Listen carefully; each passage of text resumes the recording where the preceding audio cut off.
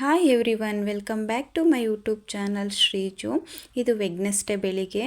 ಇವತ್ತಿನ healthy drink ಬಂದುಬಿಟ್ಟು cucumber ಅಂದರೆ ಸೌತೆಕಾಯಿನ ಚಿಕ್ಕ ಚಿಕ್ಕದಾಗಿ ಹಚ್ಚಿ ಈ ಥರ ಮಿಕ್ಸಿ ಮಾಡ್ಕೊತಾ ಇದ್ದೀನಿ. ಫಸ್ಟು ಒಂದೆರಡು ಸಲ ಮಿಕ್ಸಿ ಮಾಡಿ ಆದಮೇಲೆ ಮತ್ತು ಇದಕ್ಕೆ ನಾನು 1 ಗ್ಲಾಸಷ್ಟು ನೀರನ್ನ ಸೇರಿಸ್ಕೊತಿದ್ದೀನಿ. ಇವತ್ತು ನಾನು ಪ್ಲೈನ್ ಜ್ಯೂಸ್ ಮಾಡ್ಕೊತಾ ಇದ್ದೀನಿ. ಇದಕ್ಕೆ ಯಾವುದೇ ರೀತಿ ನಾನೇನು ಆ್ಯಡ್ ಮಾಡಿಲ್ಲ, ಓನ್ಲಿ ಸೌತೆಕಾಯಿ ಮಾತ್ರನೇ ಹಾಕಿದ್ದೀನಿ. ಇದನ್ನು ನಾನು ಫಿಲ್ಟ್ರ್ ಮಾಡಲ್ಲ, ಹಾಗೆ ತಗೊತಾ ಇದ್ದೀನಿ. ತುಂಬಾ ಚೆನ್ನಾಗಿತ್ತು. ಹಾಗೆ ಒಂದು ಕಡೆ ಎಗ್ನ ಬಾಯ್ಲಿಗೆ ಇಟ್ಟೆ, ಇನ್ನೊಂದು ಕಡೆ ಬಂದುಬಿಟ್ಟು ಇವತ್ತು ಚಪಾತಿ ಮಾಡೋಣ ಅಂತೇಳ್ಬಿಟ್ಟು ಹಿಟ್ಟನ್ನೆಲ್ಲ ಜಲ್ಡಿ ಇಟ್ಕೊಂಡೆ. ಹಾಗೆ ನಾರ್ಮಲಿ ಚಪಾತಿ ಎಲ್ಲರೂ ಯಾವ ಥರ ಕಲಿಸ್ತಾರೋ ನಾನು ಕೂಡ ಅದೇ ಥರನೇ, ಅಂದರೆ ನಾನಿಲ್ಲಿ ಫಸ್ಟು ಚಪಾತಿ ಹಿಟ್ಟನ್ನೆಲ್ಲ ಜಲ್ಡಿ ಇಟ್ಕೊಂಡು ಹಾಗೆ ಸ್ವಲ್ಪ ಅದಕ್ಕೆ ಉಪ್ಪನ್ನ ಸೇರಿಸಿ ಬಿಸಿ ನೀರನ್ನ ಚೆನ್ನಾಗಿ ಸ್ವಲ್ಪನೇ ಹಾಕ್ಕೊಂಡು ಈ ಥರ ನಾದ್ಕೊಂಡೆ. ಲಾಸ್ಟಲ್ಲಿ ಬಂದುಬಿಟ್ಟು ಸ್ವಲ್ಪ ಆಯಿಲ್ ಹಾಕಿ ನಾದಿ ಹಾಗೆ ಒಂದು ಕಡೆ ಸೈಡಿಗೆ ಎತ್ತಿಡ್ತಿದ್ದೀನಿ. ಒಂದು 15 ನಿಮಿಷ ಇದು ರೆಸ್ಟ್ ಆಗಲಿ. ಅಷ್ಟರೊಳಗಡೆ ನಾವು ತರಕಾರಿನ ಸ್ವಲ್ಪ ಹಚ್ಕೊಳ್ಳೋಣ. ಎಗ್ಗು ಅಷ್ಟೊತ್ತಿಗೆ ಬಾಯ್ಲ್ ಆಗಿತ್ತು, ಅದನ್ನು ತೆಗೆದಿಟ್ಟಿದ್ದೀನಿ. ಸೊ ಅದು ಕೋಲ್ಡ್ ಆಗೋ ಅಷ್ಟೊತ್ತಿಗೆ ಸ್ವಲ್ಪ ತರಕಾರಿ ಹಚ್ಕೊಳ್ಳೋಣ ಅಂಥೇಳಿ. ಇಲ್ಲಿ ತರಕಾರಿ ಬಂದುಬಿಟ್ಟು ನಾನೇನು ಜಾಸ್ತಿ ತೊಗೊಂಡಿಲ್ಲ. ಹಸಿಮೆಣ್ಸಿನ್ಕಾಯಿ ಒಂದು 3ರಿಂದ 4, ಹಾಗೆ ಟೊಮೊಟೊ ಮತ್ತು ಸ್ವಲ್ಪ ಈರುಳ್ಳಿ, ಕೊತ್ತಂಬರಿ ಸೊಪ್ಪು, ಕರಿಬೇವು, ಇಷ್ಟೇ ನಾನಿಲ್ಲಿ ತೊಗೊಂಡಿರೋದು. ಇಲ್ಲಿ ನಾನು ಚಿಕ್ಕದಾಗಿ ಈರುಳ್ಳಿನ ಹಚ್ಕೊತಾ ಇದ್ದೀನಿ. ಹಾಗೆ ಒಂದು 3 ಮೆಣಸಿನ್ಕಾಯಿನ ಉದ್ದುದ್ದಕ್ಕೆ ಕಟ್ ಮಾಡಿ ಇಟ್ಕೊಂಡಿದ್ದೀನಿ. ಹಾಗೆ ಟೊಮೊಟೊ ಕೂಡ ಅಷ್ಟೇ, ಇಲ್ಲಿ ನಾನು ಸ್ವಲ್ಪ ಚಿಕ್ಕದಾಗಿ ಕಟ್ ಮಾಡಿ. ಈ ಎಗ್ ಗೊಜ್ಜಿಗೆ ನಾನು ಏನೂ ರುಬ್ಬಿ ಹಾಕ್ತಾ ಇಲ್ಲ.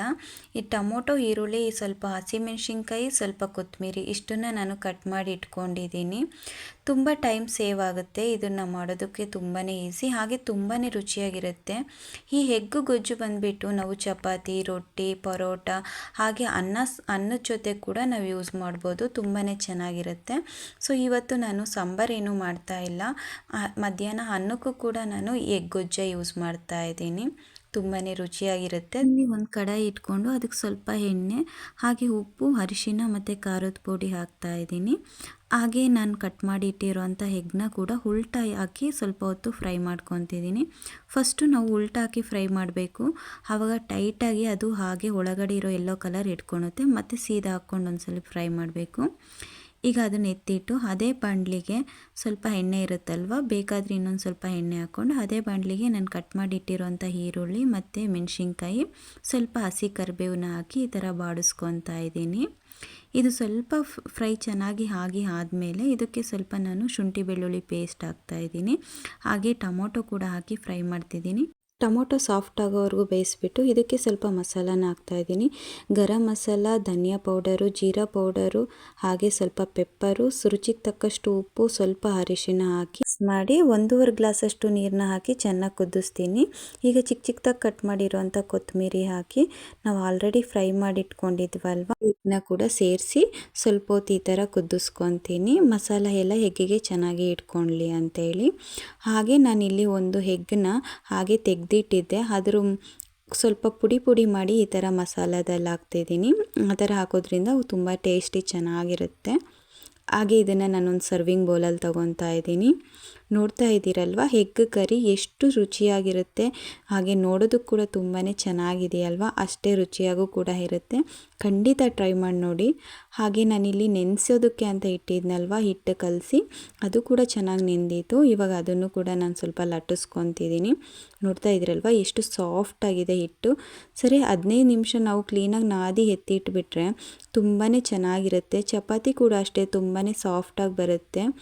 ಹಾಗೆ ಬಾಕ್ಸಿಗೆಲ್ಲ ತೊಗೊಂಡೋದ್ರೂ ಕೂಡ ಮಧ್ಯಾಹ್ನ ಸಾಫ್ಟಾಗೇ ಇರುತ್ತೆ ಚಪಾತಿ. ನಾವು ಯಾವಾಗಲೇ ಆಗಲಿ ಹಿಟ್ಟನ್ನ ಮಾತ್ರ ಕಲಗಿಸ್ಬೇಕಾದ್ರೆ ತುಂಬಾ ಚೆನ್ನಾಗಿ ಕಲಸಿ ಹಾಗೆ ಸ್ವಲ್ಪ ಹೊತ್ತು ಸೋಕ್ ಆಗೋದಕ್ಕೆ ಬಿಟ್ರೇ ತುಂಬ ಚೆನ್ನಾಗಿರ್ತವೆ ಚಪಾತಿ.